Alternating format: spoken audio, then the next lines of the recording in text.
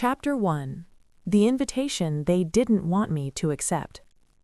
My family spent years pretending I didn't exist, until the night they celebrated my brother at a private club and never expected me to walk through the door. They had already decided who mattered and who didn't, but that night, before I said a single word, the truth walked in. The CEO stepped forward, said my name, and everything my family believed about success, loyalty, and power collapsed in real time. What happened next forced them to see me for the first time. I'm MC Mari, and this is not a story about revenge. It's about what happens when you stop asking your family for permission to matter. The email arrived a little after 9 on a Tuesday morning, right when my first meeting of the day ended and the office finally went quiet. I noticed the sender before I opened it. The family thread. That familiar mix of obligation and distance tightened in my chest, the same way it always did. I already knew what it was about. My brother's promotion had been moving through the family like carefully managed news, shared just enough to sound proud, never enough to invite questions. I opened the message slowly. The words were polished, considerate on the surface. There was no sentence that said I was not welcome.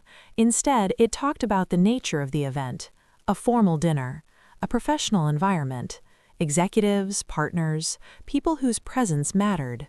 It mentioned expectations, image, and how important it was that everything felt seamless. Toward the end, there was a line suggesting I might prefer to celebrate separately, at another time, in a setting that felt more comfortable for me. I sat back in my chair and read that sentence again. Comfortable had always been their way of saying contained, out of sight. I closed the email without replying and turned back to the document on my screen. A budget review, clean rows of numbers, decisions that would move quietly through the system once I approved them. My phone buzzed on the desk a few minutes later. A text from my sister-in-law, short, friendly, carefully worded.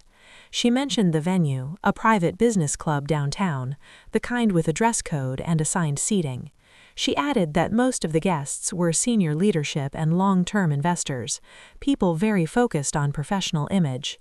She said she only wanted to spare me from feeling out of place. I typed back a brief thank you and left it there. No follow-up, no explanation. I placed the phone face down and went back to work. Not long after, my mother called. I could hear the hesitation in her voice before she spoke, the way she always paused when she knew a conversation might leave a mark. She asked how I was doing, asked about work, then she brought up the dinner. She said it was a big moment for my brother, that everyone would be watching him closely. She said she worried the environment might not be something I would enjoy, that the conversations would be very specific, very focused on success and status. I told her I understood. I thanked her for thinking of me. I said I would see how my schedule looked. She sounded relieved, as if a difficult task had resolved itself without conflict. When the call ended, I stayed still for a moment, hands resting on the desk.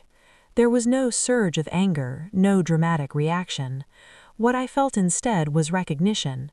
This was not accidental, this was not an oversight.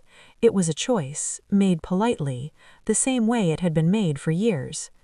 I stood and walked toward the window of my office.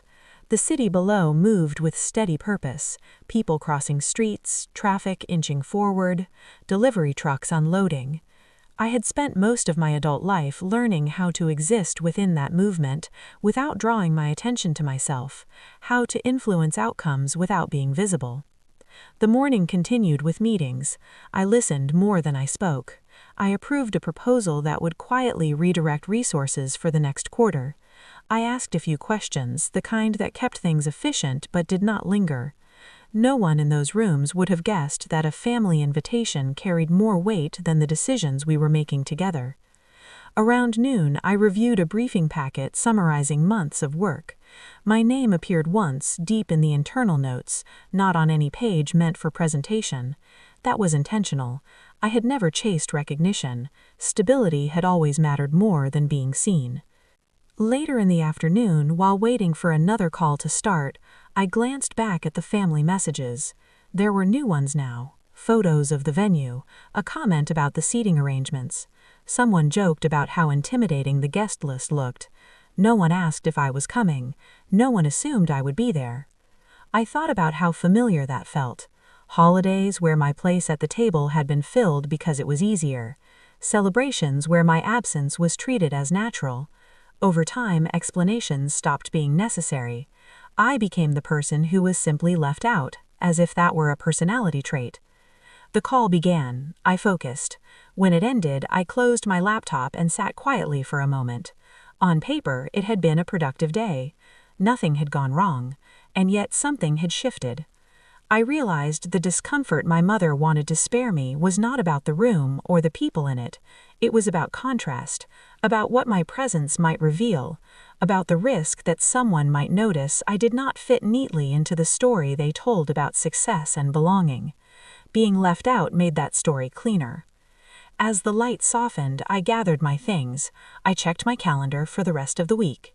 The date of the invitation was marked there, blocked off, not because I had planned to attend, but because I had learned to leave space for decisions that were rarely mine to begin with. On my way out, I passed the front desk. Someone wished me a good evening. I returned the greeting and stepped into the elevator. The doors closed and my reflection stared back at me in the mirrored wall. Nothing about it looked conflicted. I had learned how to appear composed. Outside, the air was cooler. I walked a few blocks before getting into a car. As it pulled into traffic, my phone buzzed again.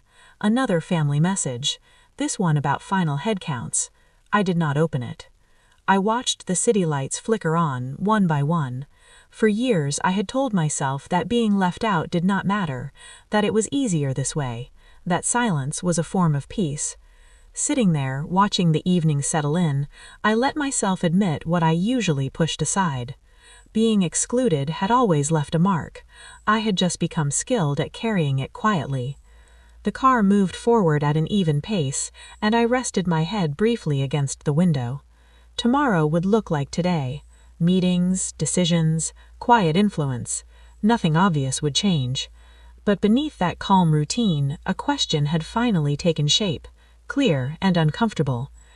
How long could I keep accepting a place outside the room, simply because it made everyone else feel more comfortable? The thought stayed with me as the traffic thinned and the city stretched out ahead, the silence settling in not as an ending, but as a pause before whatever came next. Chapter 2: 12 Years of Being the Wrong Daughter. I used to believe the distance between us happened slowly, the way small misunderstandings do when no one wants to argue. But when I look back now, I know exactly when it began, and it began with a silence no one ever explained. In 2011, I was 20 years old, standing in my parents' kitchen in New Hampshire with my backpack still on the floor by the door. I had practiced the conversation in my head the entire drive home. Different versions of the same idea, softened each time, shaped to sound temporary and reasonable. When I finally said I was leaving college, the words came out steady. Too steady, maybe, as if I were announcing a change in schedule instead of stepping away from the future they had already chosen for me. My father, Robert, did not interrupt. He did not argue. He stared at the table, his fingers pressed together, his expression unreadable. That silence stretched longer than anything he could have said. My mother, Evelyn, filled the space instead. She asked if something had gone wrong, if I was overwhelmed, if this was really necessary. Her voice stayed calm, careful, the way she spoke when disappointment needed to remain polite. I told them I had a plan. I said I wanted to work, learn what I was actually good at, figure things out on my own. No one called it irresponsible out loud. No one said I was throwing anything away. But the way my father stood up when the conversation ended told me enough. The subject was closed, and so was something else I could not yet name. That weekend, my brother Lucas came home from his campus in Massachusetts. He talked about classes and professors and an internship he was applying for. At dinner, my parents leaned forward when he spoke. They asked questions. They laughed at his stories. When he mentioned that he was thinking about business school one day, my mother smiled in a way that felt like relief. No one compared us directly that night. They did not need to. The contrast sat there on its own, clear and quiet. Over the next few years, the patterns settled in. At holidays, someone would mention Lucas's grades or a new opportunity he had landed, then turn to me and ask if I was still in the same apartment. At a holiday party, someone joked that I was the creative one, the free spirit. It was said kindly, but it carried a familiar meaning. Never enough, not serious enough, not aligned with family expectations. Vanessa was always nearby, translating the mood. "They are proud of him," she would say. "They just want you to be secure." Her words were gentle, logical, and impossible to argue with without sounding defensive. I worked steadily during those years. I saved money. I learned how to rely on myself without asking for approval. Every now and then, my mother would ask if I had thought about going back to school, her voice light, as if it were just another option. I would say I was considering things. That answer seemed to reassure her, even if nothing actually changed. In 2015, Lucas received his first major promotion. He called him himself to share the news, his voice bright and nervous, in that way people get when something important finally happens. I congratulated him and meant every word. He had worked hard. He deserved it. What I did not expect was how quickly the celebration took shape without me. A restaurant was chosen. Relatives were invited. Toasts were planned. I found out about it 2 days later, not through an invitation, but through a photo my mother posted online. Lucas stood at the center, smiling, my father's hand on his shoulder.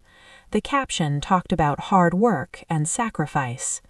I stared at the picture longer than I should have. Then I checked my phone. No missed calls, no messages, nothing.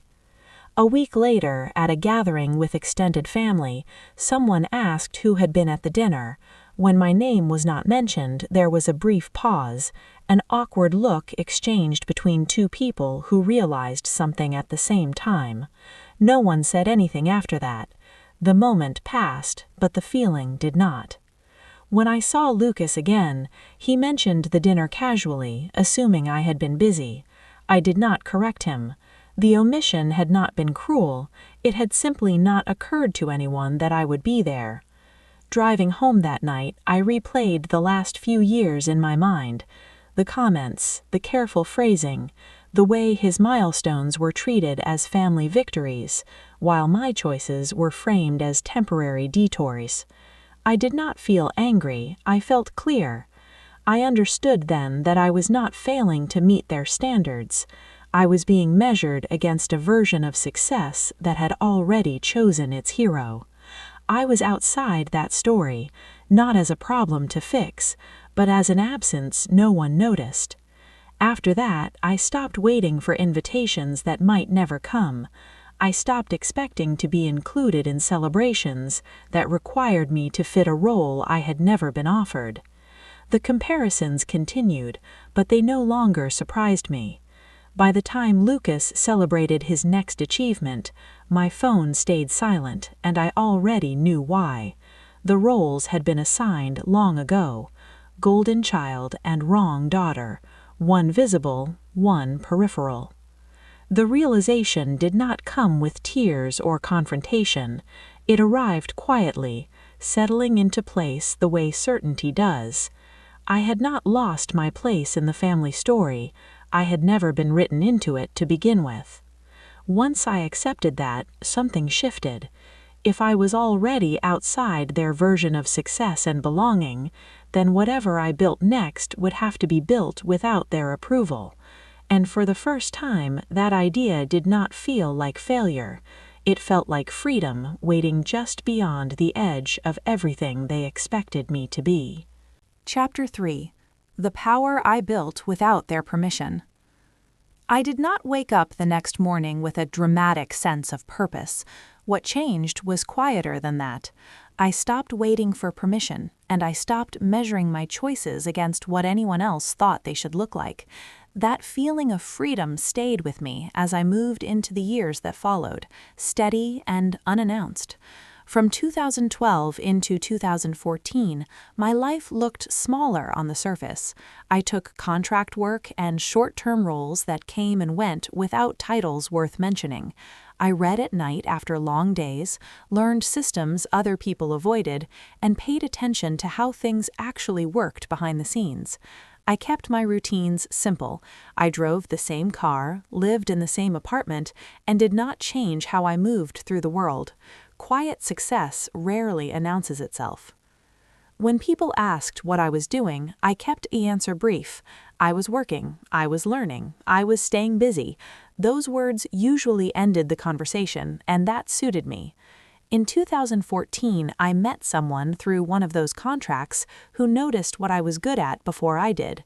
We were packing up after a long day when she looked over and said, "You ever think about building something instead of fixing what everyone else breaks?" I laughed, but the idea stayed with me.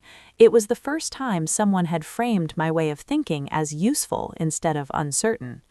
By early 2015, I was spending weekends sketching out a concept that addressed a problem I had seen repeatedly. It was not flashy, it was efficient, the kind of solution companies paid for because it saved them time and money. I did not tell my family, not because I was hiding it, but because I did not want family expectations shaping it before it had a chance to stand on its own. Late one night, sitting at my small desk, I wondered if I was repeating the same mistake they believed I had made years earlier. There was no applause waiting, no clear path, only the work in front of me. That was enough. In 2016, a larger firm reached out with an offer to acquire what I had built. The number attached to it felt unreal when I first saw it. I read the message twice, then called the attorney a colleague had recommended. Laura Kensington spoke to me with calm precision from the first conversation. "This is a solid offer," she said, after reviewing the details. "You built this cleanly. You protected yourself." When the deal closed later that year, I did not celebrate. I sat alone in my apartment with a cup of coffee and let the moment pass quietly. I paid off what I owed and invested the rest carefully. Money did not change who I was, but it changed what I could choose, and that mattered. From 2017 into 2018, I became more intentional. I attended meetings where my presence was not public. I listened. I invested through structures designed for discretion. When I joined a holding group that acquired a significant stake in a growing firm, my role was defined by influence without visibility. By then, my brother Lucas was well established at his company. When we spoke, he talked about growth and strategy with confidence earned through experience. I never mentioned my involvement. It was not a test, it simply did not belong in the space we shared. In early 2019, I sat in a boardroom for the first time with Jonathan Pierce, the company's chief executive. He greeted me with a firm handshake and a direct look. "We value long-term thinking," he said, "and we value discretion." "I do too," I replied. Laura was there, along with another board member, Michael Thornton. The conversation stayed focused on governance, fiduciary responsibility, and how to guide a company without interfering in daily leadership. No one asked me to step into the spotlight. That had never been part of the agreement. At one point, Michael leaned back and said, "You're comfortable staying behind the scenes." "I am," I said. "I care about real influence, not visibility." Over the next year, the company expanded into new markets. Teams grew, opportunities opened. Lucas moved up as his work and timing aligned.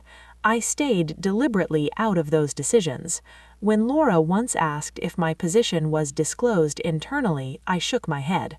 "There's no reason," I said. "The structure exists for a reason." From the outside, nothing about my life suggested power.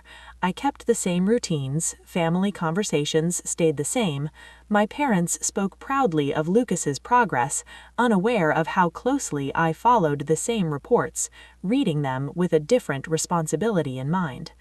In late 2020, after a quarterly update call, I closed my laptop and sat quietly. On the screen, slides had highlighted the company's growth, the same growth my family would later attribute to leadership and luck. I realized they were celebrating outcomes without curiosity about origin. They admired results without asking how they were built. That realization did not bring satisfaction. It brought clarity. I had built something real, not to prove a point, but because it mattered to me. And the people who claimed to know me best had never once asked how I was doing. A few weeks later, Lucas called to talk through a challenge he was facing. He spoke openly, trusting my judgment the way he always had. "It doesn't know why this feels so complicated," he said. "It usually does when growth is involved," I told him. "Focus on what actually moves the business forward." He thanked me and ended the call, unaware of how close I was to the decisions shaping his future. I stayed where I was long after the line went quiet, aware of the irony but not tempted to break the silence. The insight came without drama. My family believed in success they could see, not in quiet success that happened behind the scenes. They understood professional image, not the work that made it possible. And by being left out of their story, I had gained something they could not reach: independence, control, the ability to choose when the truth would matter. As the year turned and my calendar filled with meetings, everything was in place, not for recognition, not for revenge, just for the moment when all these separate threads would eventually converge. For now, I let the quiet hold. The groundwork was laid, and I waited, not with impatience, but with the steady confidence that comes from knowing exactly where you stand, even when no one else does. Chapter 4. The night the truth walked into the room. I arrived early, before the room had fully settled into its evening rhythm. Staff moved quietly between tables, straightening chairs, adjusting place cards, lowering their voices as the first guests stepped inside. The club sat high above the street, all dark wood and soft lighting, designed to make people feel important the moment they entered. At the entrance, my name was checked against the list without hesitation. The host smiled, nodded once, and handed me a card. "You're expected," he said. I thanked him and walked in. I had chosen what to wear with care, not to stand out, not to disappear either. Professional, appropriate, something that belonged in the room without asking for permission. I did not feel nervous. I felt prepared. I noticed my parents before they noticed me. My mother, Evelyn, stood close to my father, Robert, her posture composed, her expression proud. They were comfortable here. Nearby, Lucas spoke with a small group of colleagues, relaxed, confident, fully at ease in a space that had been built to recognize people like him. This was his night. When my mother finally saw me, the shift was immediate. Surprise flickered across her face, followed by something tighter. She leaned toward my father and whispered. He turned, his jaw setting as he realized I was standing only a few steps away. "Marianne," my mother said as she approached, her voice low, "what are you doing here?" "I was invited," I said, calmly. She glanced around the room as if measuring who might be listening. "We thought you had other plans." "I didn't," I replied. My father stepped closer, his tone controlled but firm. "This isn't the time. You know how important this evening is for Lucas." "I do," I said. "That's why I came." The tension between us was contained, polite but unmistakable. It was not anger, it was fear. Fear of attention shifting, fear of a story changing in front of witnesses. Lucas noticed us then. His smile faded as he crossed the room. "What's going on?" he asked, quietly. "I was invited," I said, meeting his eyes. "Congratulations." He hesitated. "Thanks, I just didn't realize." "You didn't need to," I said. There was nothing else to explain. Someone called his name and he stepped away, glancing back once before being pulled into another conversation. My parents exchanged a look, then returned to their table, their discomfort following them like a shadow. I found my seat without incident. My name was printed neatly on the card, my place set near the front. Everything was exactly as it should have been. Around me, conversations resumed, glasses clinked, and the room slowly returned to its polished calm. When the evening officially began, Jonathan Pierce stepped forward.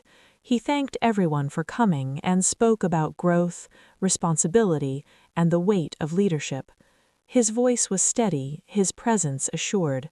This was not someone who enjoyed spectacle. He spoke about Lucas next, about his work and judgment, the way he had handled change. Lucas accepted the praise with a modest smile, nodding slightly as the applause followed. Then Jonathan paused.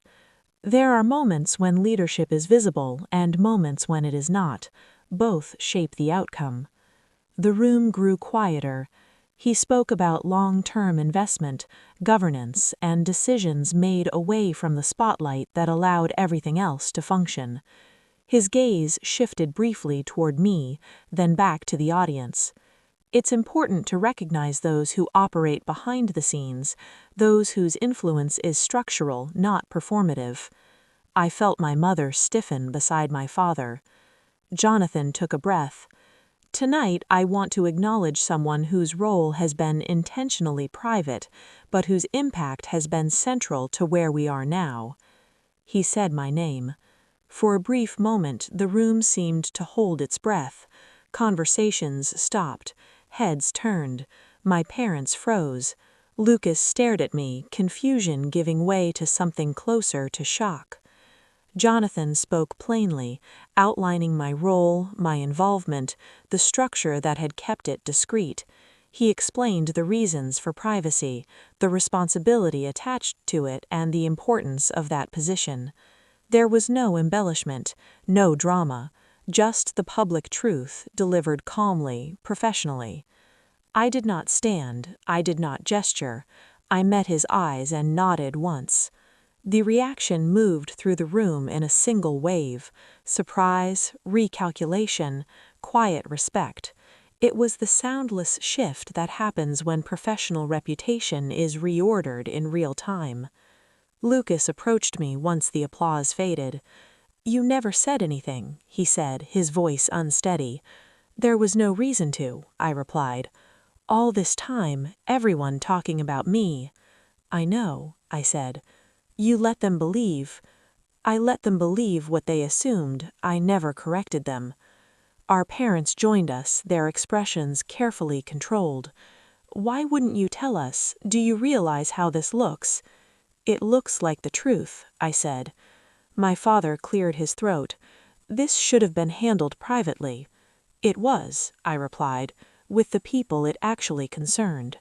I did not need to explain myself. The truth had already done that. Lucas looked between us, his voice lower now.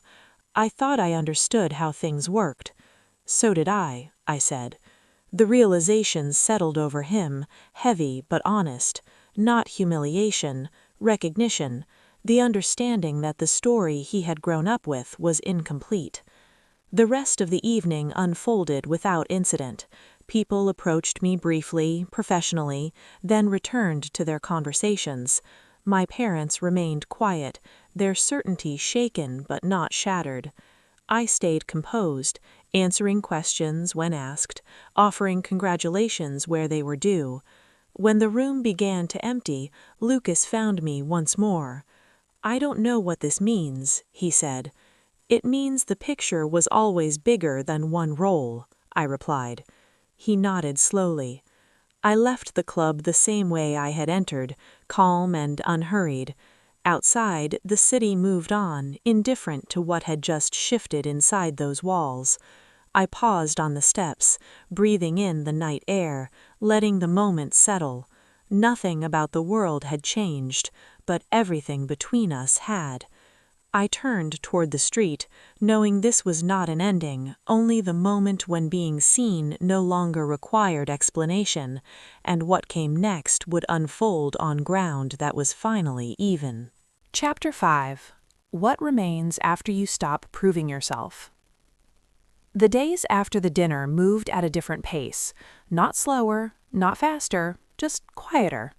For the first time in a long while, there was nothing I needed to explain, nothing I needed to defend, and no version of myself I had to adjust to make someone else comfortable. My phone started ringing the next morning. It was my mother first. I let it go to voicemail. Then my father. Then Lucas. Messages followed, cautious at first, then longer, layered with words like misunderstanding, pride, family. I listened to them later that night, sitting alone at my kitchen table, the city muted beyond the windows. My mother sounded shaken. She said they had been surprised, that they never meant to hurt me, that they had only worried about my future. My father spoke carefully, apologizing for how things must have felt, saying they should have asked more questions. Lucas left a short message, his voice restrained, asking if we could talk when I was ready. I did not feel angry listening to any of it. What I felt was distance, the kind that forms when understanding arrives too late to undo what shaped you. I waited before responding. When I finally did, I kept my words clear and measured. I told my parents I was not interested in reopening old explanations or negotiating the past. I said I cared about them, but I would no longer accept conversations where my life was treated as a deviation that needed correction. If they wanted to be present now, it would be on different terms, ones that did not require me to justify who I had become. The pause that followed was unfamiliar, not avoidance, not dismissal, processing. Lucas asked if we could meet, just the two of us. He suggested a small cafe near his office, neutral ground. I agreed. He was already there when I arrived, staring into his coffee as if it might offer clarity. He looked up and gave a small, uncertain smile. "I'm glad you came," he said. "So am I," I replied. We sat in silence for a moment, the ordinary noise of the street filling the space between us. "I keep replaying that night," he said. "What I thought I knew, what I never questioned." I nodded. That makes sense. He looked at me more directly then. I didn't realize how much of my identity was built around being the example, the one everyone pointed to. I felt it, every time. His expression tightened, not defensively, but with recognition. I hate that it took something public for me to see it. It didn't have to be that way, but it was. He asked if I was angry with him. I considered the question carefully. "No," I said. "I was angry at the structure we grew up in. You were rewarded for fitting it. I was sidelined for stepping outside it. Neither of us designed that." He let out a slow breath. "I don't know what to do with that now." "You don't have to do anything," I said. "Just don't pretend you don't see it anymore." That settled between us, heavy but honest. My parents took longer. When we finally spoke face to face, the conversation was restrained. My mother cried briefly. My father listened more than he spoke.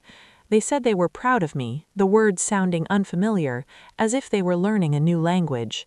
I thanked them without allowing it to overwrite the past. I told them my boundaries plainly. I would not attend gatherings where my life was reduced to a footnote. I would not accept concern that disguised judgment. If they wanted to know me now, they would have to ask instead of assume. They did not argue. That mattered more than an apology. Life resumed its rhythm after that. Meetings, decisions, quiet mornings. I noticed how much energy I no longer spent managing expectations that had never truly been mine. The absence of that effort felt like relief. Lucas and I began speaking more honestly, not frequently, not dramatically, just enough. He shared doubts he had never voiced, questions about whether the path he was on truly belonged to him. I listened without steering unless he asked. At one point he said, "I always thought you were drifting." "I was building," I replied. He smiled, not defensively, but with respect. My parents remained cautious, learning to be present without directing. Some days were easier than others. I did not confuse effort with transformation, but I acknowledged change when it appeared. The karma was quiet, no public fallout, no dramatic punishment. What shifted was position. The hierarchy dissolved. The roles we had been assigned lost their authority. And with that shift, something inside me settled. I understood then that the night of the dinner had never been about proving anything. It was about being seen, yes, but more importantly, about release. The moment I stopped needing recognition, it arrived, and then it stopped mattering. My value stopped being something other people could negotiate. What remained was steadier than validation. I no longer measured myself against anyone else's approval. I no longer waited for permission to take up space. The need to prove myself had given way to something quieter and more durable, a sense of self that did not change based on who was watching. As I moved forward, I noticed how many people lived as if their worth could be granted or withdrawn by the right authority, the right audience. I had lived that way too, once. If this story leaves something behind, it is not a call to punish or withdraw. It is an invitation to step out of roles that were never consciously chosen, to ask who you become when you stop performing for approval that was always conditional.